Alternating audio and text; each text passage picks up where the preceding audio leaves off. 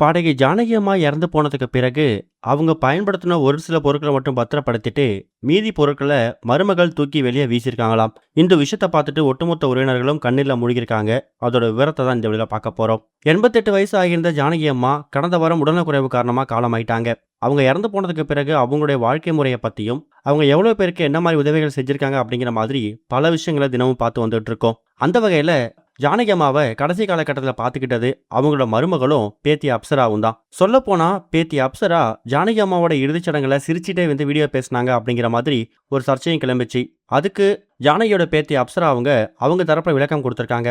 சொல்லப்போனா இந்த இடத்த கொடுத்தது என்னோட அக்கா வர்ஷா தான். வர்ஷா 2023ஆம் வருஷம் ஆகஸ்ட் மாசம் இறந்து போயிட்டா. அவ தான் பாட்டிய பக்கத்துல இருந்து பார்த்துக்கிட்டா.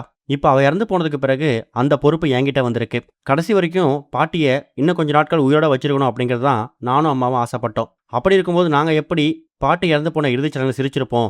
எங்க குடும்பத்து விஷயத்த பத்தி தெரியாம எதுவும் கமெண்ட் பாஸ் பண்ண வேணாம் அப்படிங்கிற மாதிரி ரொம்ப கொந்தளிச்சு பேசியிருந்திருக்காங்க.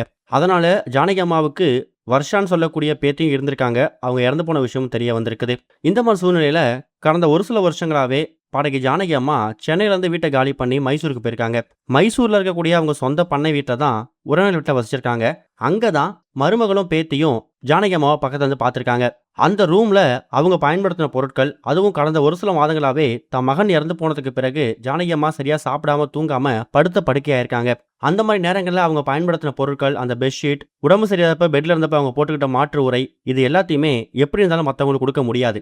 இன்னொரு பக்கம் ஜானகி அம்மாவுக்கு மற்றவங்களுக்கு உதவி பண்றது ரொம்ப பிடிக்கும். அவங்க வீட்டு பீரோல லாக்கர்ல பலவிதமான பட்டு புடவைகள், எந்தெந்த ஊருக்கு போறாங்களோ அந்த ஊரில் இருக்கக்கூடிய ஃபேமஸான புடவையெல்லாம் வாங்கிட்டு வந்து ஒரு கலெக்ஷனா அவங்க பீரோல வைக்கிறது அவங்களுடைய வழக்கம். இருந்தாலும் கடந்த ஒரு சில வருஷங்களாவே அவங்க ஒயிட் கலர் சாரி தான் அதிகமாக பயன்படுத்தியிருக்காங்க.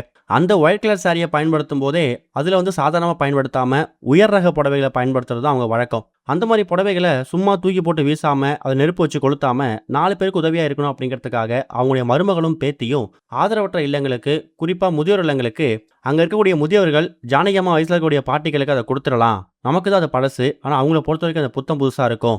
இந்த பொருட்கள் மூலியமாவும் ஜானகி அம்மா நம்ம கூட இருப்பாங்க, அவங்க கூட வாழ்ந்துகிட்டு இருப்பாங்க அப்படிங்கிற மாதிரி அந்த முடிவு எடுத்திருக்காங்க. இது இல்லாம ஜானகி அம்மா கடைசி காலகட்டத்தில் அவங்க போட்டிருந்த அந்த மாற்று உடை, பெட்ஷீட், இது எதையுமே மற்றவங்களுக்கு இலவசமாகவும் கொடுக்க முடியாது, வீட்டில் இருக்கவங்களும் பயன்படுத்த முடியாது. அந்த மாதிரி பொருட்களை மட்டும் தூக்கி வெளில வீசி அதை கொளுத்திடலாம், அது மற்றவங்களுக்கு பயன்படாது, அது மூலமா மற்றவங்களுக்கு ஆபத்து வரலாம், அதை வச்சு என்ன பண்ண போறோம் அப்படிங்கிற விஷயத்துக்காக அவங்க கடைசி காலகட்டத்தில் இறக்கும் தருவாயில யூஸ் பண்ண ஒரு சில பொருட்களை மட்டும் தூக்கி வீசிட்டு மீதி பயன்படுத்தாத மற்றவங்களுக்கு உதவக்கூடிய பொருட்களை மட்டும் தானமா கொடுக்கலாம் அப்படின்னு முடிவுக்கு வந்திருக்காங்களாம். இதை பத்தி நீங்க என்ன நினைக்கிறீங்க அப்படிங்கிற கருத்துக்களை கமெண்ட்ல மென்ஷன் பண்ணுங்க. இது வரைக்கும் கனெக்டிங் டிவிக்கு சப்ஸ்கிரைப் பண்ணனா மறக்காம சப்ஸ்கிரைப் பண்ணிக்கங்க. உடனடி அப்டேட்ஸ் பெறுவதற்கு நோட்டிஃபிகேஷன் பெல்லையும் கிளிக் பண்ணிக்கங்க.